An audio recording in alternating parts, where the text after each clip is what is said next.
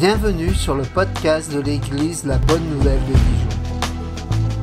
Merci de nous suivre afin de plonger ensemble au cœur de la Bible et d'y découvrir le message que Dieu adresse à ceux qu'il aime. Nous serions heureux de vous rencontrer un dimanche au 8B rue Jules Viol à Dijon. Bonne écoute. Bon, c'est bien. Donc, dans la continuité de notre série d'enseignements sur le sermon sur la montagne, ça fait quand même un certain temps que nous avons commencé cette série d'études. On va aujourd'hui méditer sur le thème de la piété du disciple. Et pour ce faire, nous allons lire la parole de Dieu dans l'Évangile selon Matthieu, le chapitre 6. On va quand même lire les 8 premiers versets et puis nous lirons après, juste à la suite, les versets 16 au verset 18. Matthieu 6, versets 1 à 8, puis les versets 16 à 18. Gardez-vous de pratiquer votre justice devant les hommes pour en être vus. Autrement, vous n'aurez point de récompense auprès de votre Père qui est dans les cieux. Lors donc tu fais l'aumône, ne sonne pas de la trompette devant toi comme font les hypocrites dans les rues, comme font les hypocrites dans les synagogues et dans les rues, afin d'être glorifiés par les hommes. Je vous le dis, en vérité, ils reçoivent leur récompense. Mais quand tu fais l'aumône, que ta main gauche ne sache ce que fait ta droite, afin que ton aumône se fasse en secret. Et ton Père qui voit dans le secret te le rendra. Verset 5. Lorsque vous priez, ne soyez pas comme les hypocrites qui aiment à prier debout dans les synagogues et au coin des rues pour être vus des hommes. Je vous dis en vérité, ils reçoivent leur récompense. Mais quand tu pries, entre dans ta chambre, ferme ta porte et prie ton Père qui est là dans le secret, et ton Père qui voit dans le secret te le rendra. En priant, ne multipliez pas de vaines paroles, comme les païens qui s'imaginent qu'à force de paroles, ils seront exaucés. Ne leur ressemblez pas, car votre Père sait de quoi vous avez besoin avant que vous le lui demandiez. Versets 16 à 18. Lorsque vous jeûnez, ne prenez pas un air triste comme les hypocrites qui se rendent le visage tout défait pour montrer aux hommes qu'ils jeûnent. Je vous le dis, en vérité, ils reçoivent leur récompense. Mais quand tu jeûnes, parfume ta tête et lave ton visage, afin de ne pas montrer aux hommes que tu jeûnes, mais à ton Père qui est là dans le secret, dans le lieu secret. Et ton Père qui voit dans le secret te le rendra. Tendre Père, nous voulons ce matin faire silence dans nos cœurs afin de méditer ta parole. Oui, Seigneur. Dirige-nous et guide-nous, Seigneur, afin que ta parole puisse produire le résultat dans nos cœurs. Seigneur, transforme nos vies et aide-nous, Seigneur, à te refléter. Ton désir est que nous puissions porter beaucoup de fruits. Si nous portons beaucoup de fruits, tu es honoré, Seigneur. Béni sois-tu en ce temps, Seigneur, et bénis mes frères et sœurs qui sont ici présents pour t'écouter, parler au travers de moi, ton serviteur. Ô Seigneur, dirige-nous par ta grâce au nom de Jésus. Amen. Nous sommes là devant une partie essentielle de l'enseignement de Jésus sur la piété. On peut même dire que l'un des objectifs essentiels du sermon sur la montagne est de nous montrer comment mieux vivre notre piété devant Dieu. Donc là, dans le texte que nous avons lu, Jésus, il prend trois exemples de piété. Il aborde l'aumône, il mentionne l'aumône dans le texte que nous avons lu. Il mentionne la prière et le jeûne. Il est possible que nous ne pensions pas nécessairement à l'aumône et au jeûne comme faisant partie de notre piété. Peut-être pour certains, ils se disent que notre piété, c'est plus évident de voir la prière comme une forme de piété. Mais là, dans ce que le Seigneur nous donne dans le sermon sur la montagne, l'aumône, le jeûne, la prière font bel et bien partie de notre piété. En tout cas, c'est ce qui montre que la piété, c'est quelque chose d'un peu plus large. Même, vous savez très bien, les offrandes que nous faisons et les dons que nous faisons, notre générosité, ça contribue, ça fait partie également de notre piété. Alors, la piété, c'est une bonne chose, n'est-ce pas? Bon, on peut dire oui. Mais là, dans le sermon sur la montagne, le Seigneur nous montre que la piété peut être quelque chose de dangereux. En fait, notre piété est menacée par de réels dangers qui nous guettent tous. Et là, Jésus commence par des mots, « Gardez-vous », « Soyez sur vos gardes, faites attention ».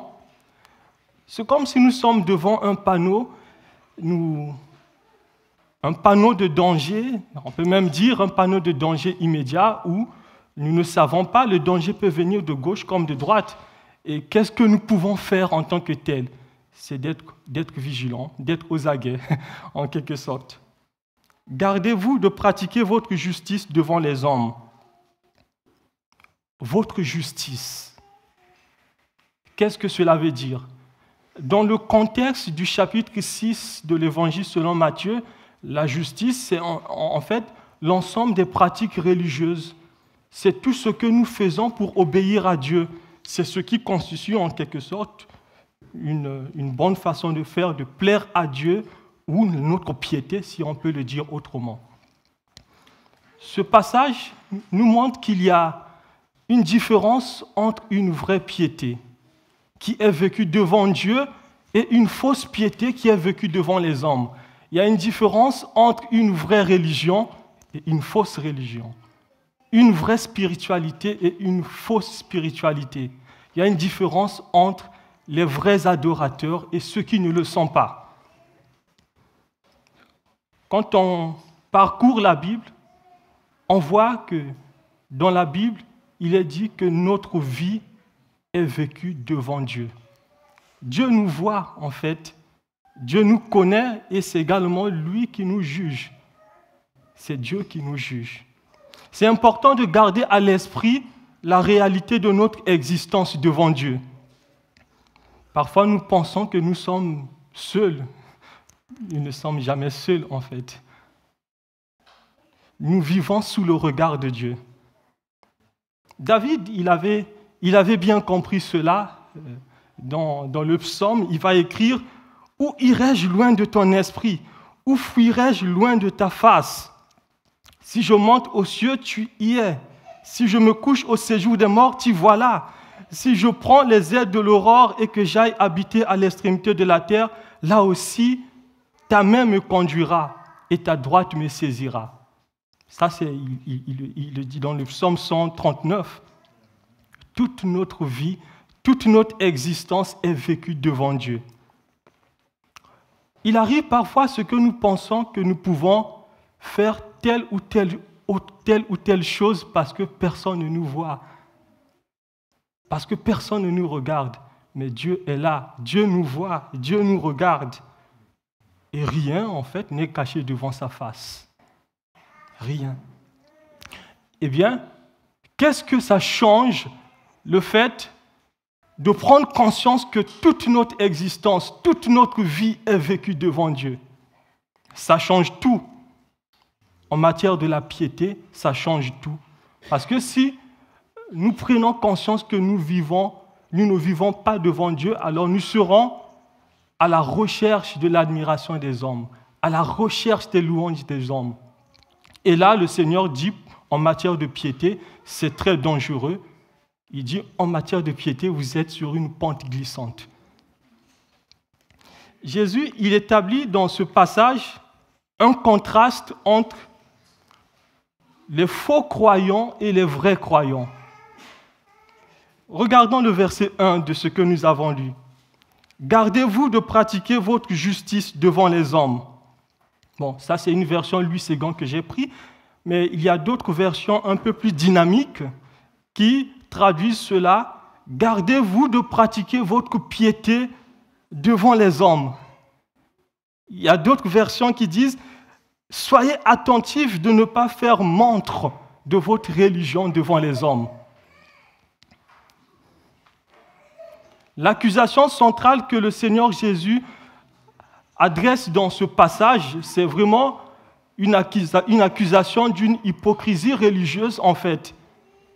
Là, dans peut-être le premier passage, si Samuel, s'il te plaît, tu peux montrer la première.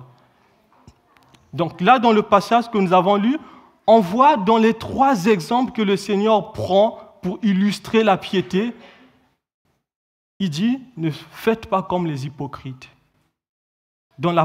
Lorsque vous donnez, ne faites pas comme les hypocrites. Lorsque vous priez, ne priez pas comme les hypocrites.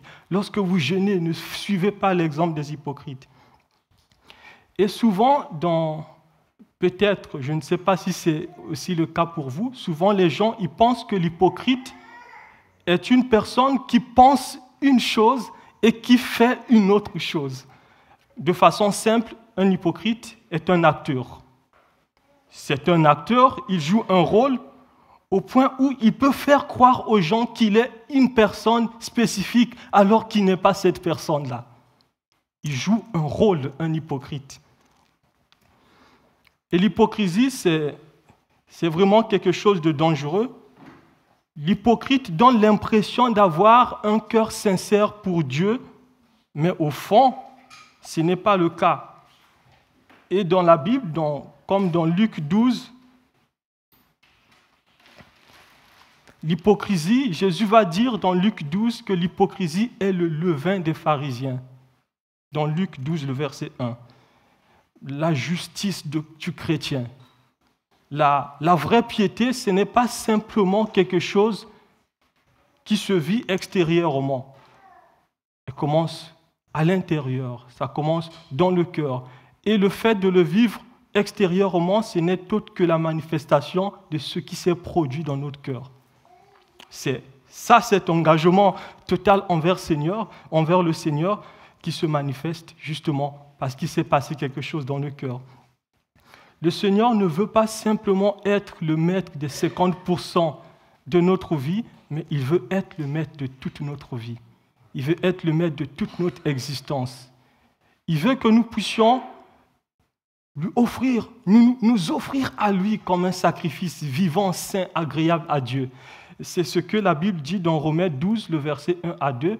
Je vous exhorte donc, frères, par les compassions de Dieu, à offrir vos corps comme un sacrifice vivant, saint, agréable à Dieu, ce qui sera de votre part un culte raisonnable.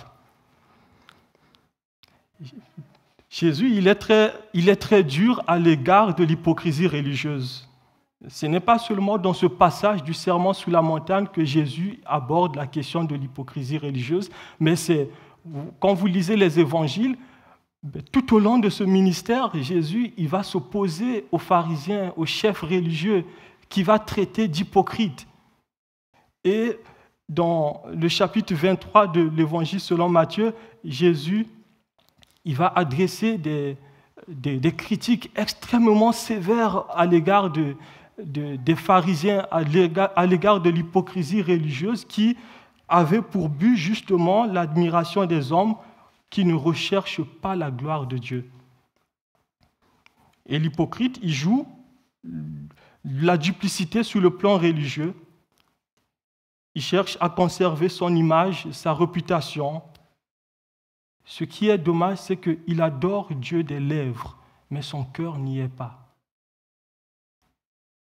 L'hypocrite n'a pas l'amour de Dieu dans son cœur. En fait, il n'adore pas Dieu par amour, en fait. Il adore Dieu par tradition, pour son image. Écoutez le psaume 38, 78 que nous allons lire. Dieu qui va faire cette reproche aux enfants d'Israël. Il dit dans le psaume 78, versets 35 à 37, aux Israélites, ils se souvenaient que Dieu était leur rocher, que le Dieu très haut était leur libérateur, mais ils le trempaient de la bouche et lui montaient de la langue, Leur cœur n'était pas ferme envers lui et ils n'étaient pas fidèles à son alliance. Quand j'ai lu ce passage, ça m'a quand même fait réfléchir. Comment peut-on se souvenir que l'Éternel est le rocher, il est le Dieu sauveur, il est le libérateur, et le tromper au travers de la langue? Ça fait réfléchir. Et le prophète Ésaïe va aller dans le même sens en disant, il va dénoncer la fausse religion, il va dénoncer la fausse piété, la fausse spiritualité. Dans Ésaïe, le chapitre 29, le verset 13, le Seigneur dit, quand ce peuple s'approche de moi, il m'honore de la bouche et des lèvres, mais son cœur est éloigné de moi. Et la crainte qu'il a de moi n'est que précepte de tradition humaine. Ce que le prophète dénonce ici, c'est en fait une fausse piété. Des personnes qui rendent un culte à Dieu sans le connaître véritablement. Ce sont des faux adorateurs. Leur religion n'est que tradition humaine. Leur religion ne découle pas de la vie nouvelle. Donc, si ton adoration ne découle pas de la vie nouvelle en Jésus-Christ, elle n'est pas juste, elle est fausse.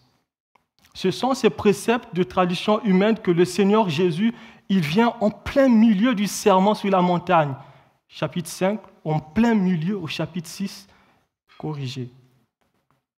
L'apôtre Paul va dire au sujet des faux croyants qu'ils ont l'apparence de la piété, mais ils renient ce qui en fait la force.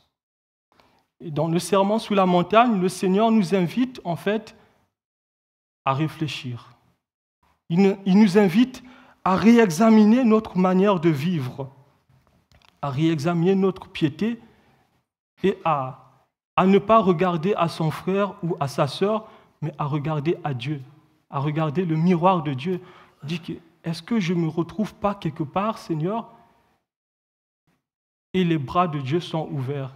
Il est dit que si nous confessons nos péchés, il est fidèle, il est juste pour nous pardonner et nous purifier de toute iniquité.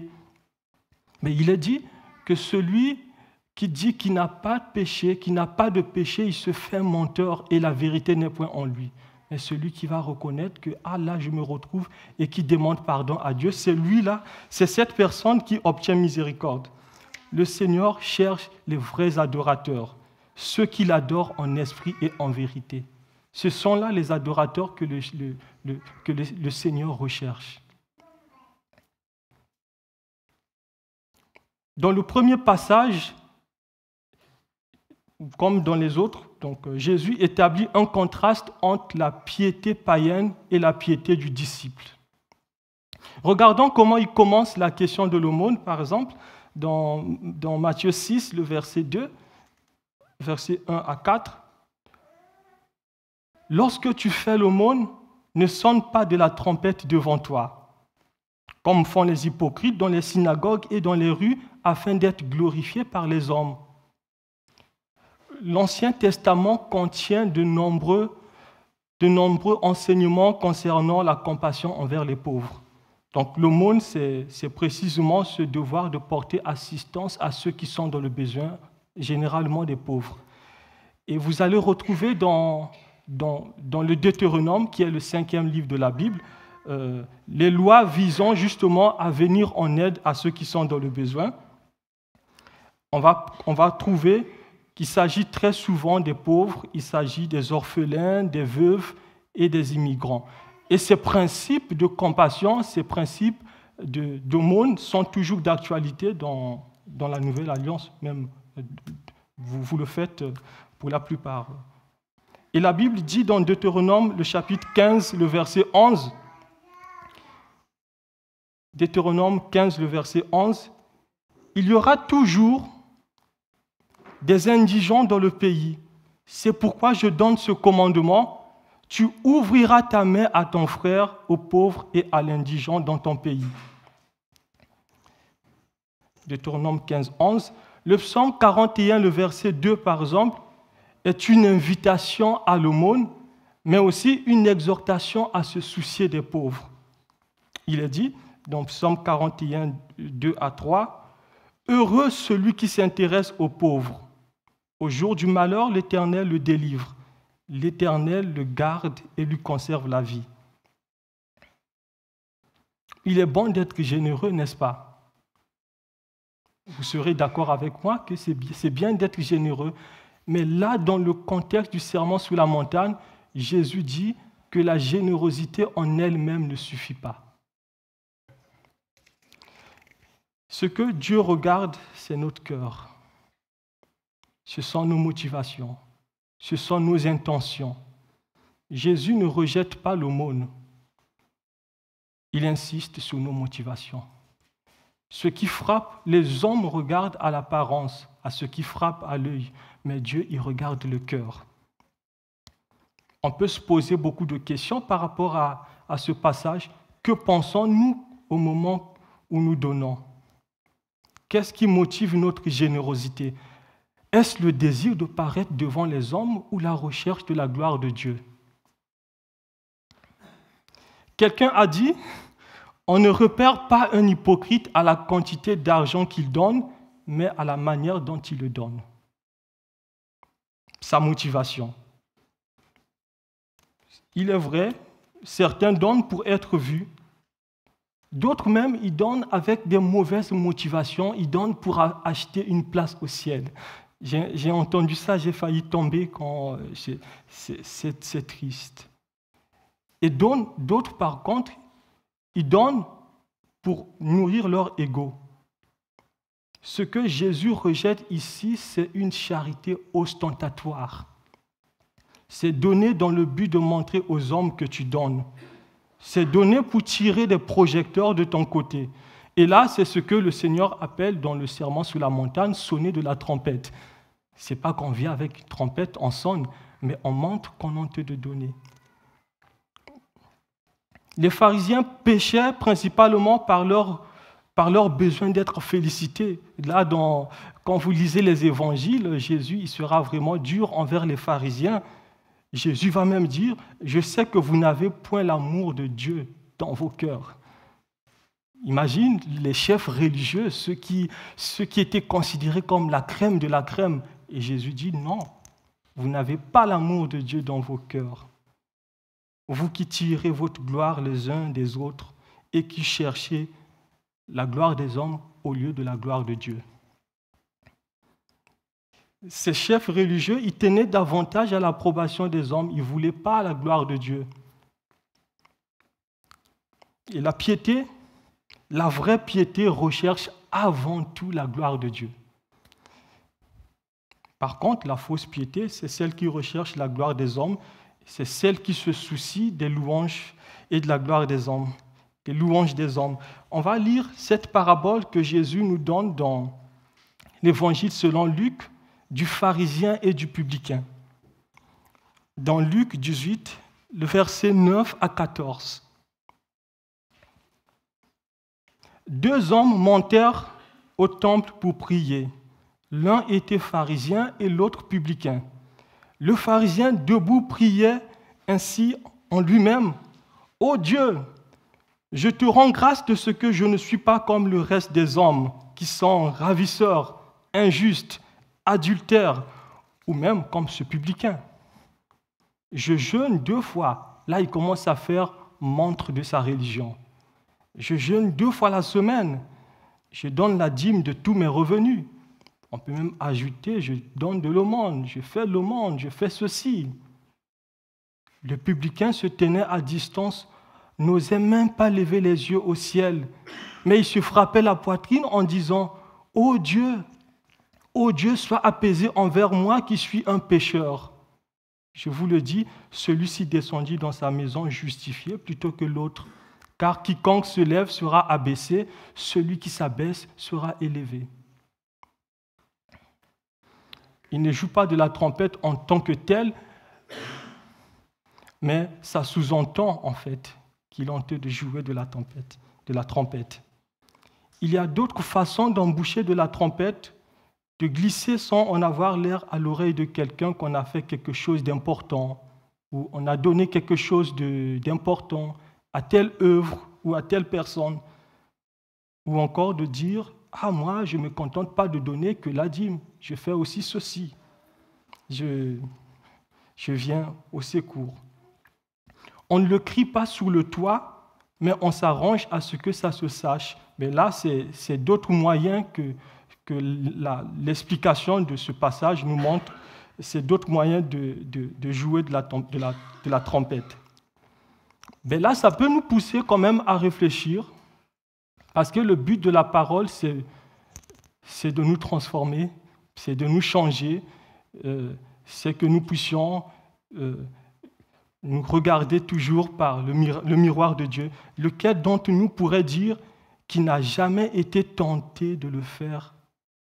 Nous tous, on a déjà été tentés de le faire. C'est ça le but du sermon sur la montagne, c'est de nous conduire à la repentance, justement, afin que nous puissions avoir cette joie de louer Dieu, de l'exalter sans arrière-pensée, sans calcul, sans plan, mais d'être généreux, de ne pas être dans une générosité ostentatoire, mais c'est de donner vraiment avec amour.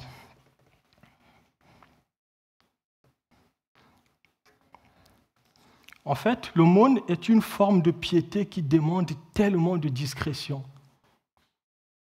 Tellement de discrétion que Jésus dit que ta main gauche ne sache ce que fait ta droite, afin que ton aumône se fasse dans le secret. Et ton Père qui voit dans le secret te le rendra.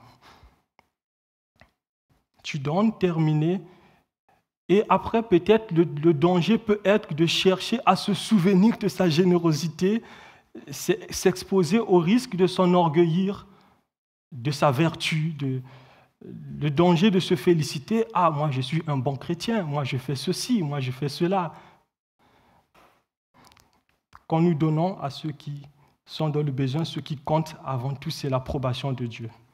Et Jean Calvin, il dit, nous devons donner en nous contentant d'avoir Dieu seul pour témoin. Ce qui demeure caché à nous-mêmes et aux autres ne reste pas caché à Dieu. Ainsi, ton Père qui voit dans le secret te récompensera. Ça, c'est sa reformulation et je trouve ça très intéressant. En fait, dans tout ça, que ce soit la piété, que ce soit le don ou l'offrande, ce qui nous sauve, ce n'est pas cela, ce n'est pas la piété, ce n'est pas le don ou l'offrande, c'est la croix de Christ. Ce qui nous sauve, c'est la croix de Christ. Et la seule chose dont nous pouvons nous glorifier, c'est de la croix de Christ. C'est ce que l'apôtre Paul va résumer dans Galates 6, le verset 14.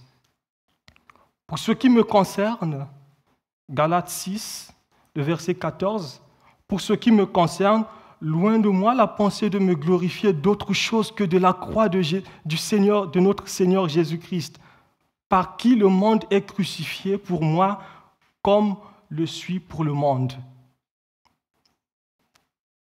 Et il dit la chose la plus importante, c'est d'être une nouvelle création, d'être une nouvelle créature. Et dans cette forme de piété que nous étudions, la bonne attitude consiste à donner sans compter, simplement avec joie, sans esprit de calcul, comme le dit Romains 12, le verset 8, que celui qui donne le fasse avec libéralité, que celui qui préside le fasse avec zèle, que celui qui pratique la miséricorde le fasse avec joie. Peut-être dans le troisième contraste que je peux relever dans ce passage, c'est le contraste entre la récompense plutôt de l'hypocrite et la récompense du disciple. Dans le passage que nous avons lu, Jésus dit que les hypocrites ont déjà reçu leur récompense. Ils ont ce qu'ils cherchaient. Ce qu'ils cherchaient, c'était quoi? L'admiration des hommes. Ils l'ont. Et Jésus dit que leur récompense se résume à cela. Le Seigneur veut nous montrer, en fait, dans cette partie de l'enseignement du sermon sur la montagne, que la fausse piété conduit à une fausse sécurité, comme avec le pharisien que nous avons lu tout à l'heure, la parabole du pharisien et du publicain. Le pharisien qui chante les louanges, qu'il est juste, c'est lui qui se dit mériter le royaume des cieux. Mais c'est une fausse sécurité. Sur quoi il se base? Il veut compter sur ses mérites, sur ses efforts. Il ne glorifie pas Dieu dans son contexte.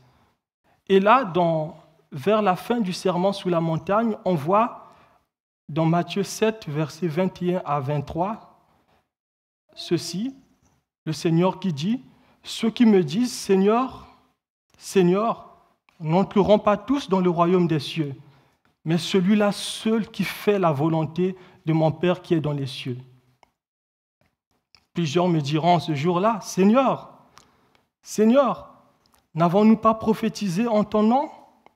N'avons-nous pas chassé les démons en ton nom? Et n'avons-nous pas fait beaucoup de miracles en ton nom? » Je peux même compléter, hein? N'avons-nous pas prié? N'avons-nous pas jeûné? N'avons-nous pas fait l'aumône? Verset 23. Alors je leur dirai ouvertement, je ne vous ai jamais connu, retirez-vous de moi, vous qui commettez l'iniquité. Là, ça fait vraiment une différence entre les vrais adorateurs de ceux qui ne sont pas. La vraie spiritualité de la fausse. Le monde donne en recherchant avant tout leur approbation, leur gloire, leur louange. Mais l'enfant de Dieu, dans ce contexte, il donne pour rechercher avant tout la gloire de Dieu. Sa motivation première, c'est de rendre gloire à Dieu au travers de ses dons. De rendre gloire à Dieu qu'il a tellement aimé, qu'il a aimé en premier, qu'il a béni de toutes sortes de bénédictions spirituelles dans les lieux célestes en Jésus-Christ. Mais le retour, c'est justement ce qu'il manifeste au travers de ce que Dieu le donne. La récompense de l'hypocrite est temporaire et éphémère. La récompense du disciple a des fondements éternels.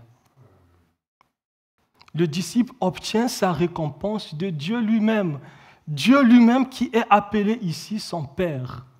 Ce n'est pas un Dieu lointain. Dieu est appelé ici. Ton Père qui voit dans le secret te le rendra, il te récompensera, il te comblera. John Stott, il va dire dans son ouvrage consacré au sermon sur la montagne, « Lorsque les affamés sont rassasiés, ceux qui sont nus vêtus, les malades guéris, les opprimés libérés, les hommes perdus sauvés, celui qui a l'amour de Dieu dans son cœur éprouve une grande joie et il ne désire aucune autre récompense. » La joie que le Seigneur le met dans son cœur déborde tellement quand il voit les pauvres secourus, les malades guéris, les opprimés, ainsi de suite. Il éprouve une grande joie et il ne désire aucune autre récompense. En tant que disciples de Christ, notre libéralité doit en fait nous emmener à découvrir qu'il y a plus de bonheur à donner qu'à recevoir. Acte 20, le verset 35. Le message central de ce passage que nous avons médité sur l'aumône, peut-être il y a d'autres qui vont venir sur la prière et la piété, c'est vraiment nous permettre de prendre conscience que la vraie religion, la vraie spiritualité, la vraie piété est vécue devant Dieu. Dieu, il est celui qui sonde nos cœurs et nos reins. Dieu, il connaît nos cœurs, nos pensées. Dieu, il sait si nous sommes dans l'abondance. Il sait aussi si nous sommes dans la disette. Il nous connaît, il connaît nos motivations.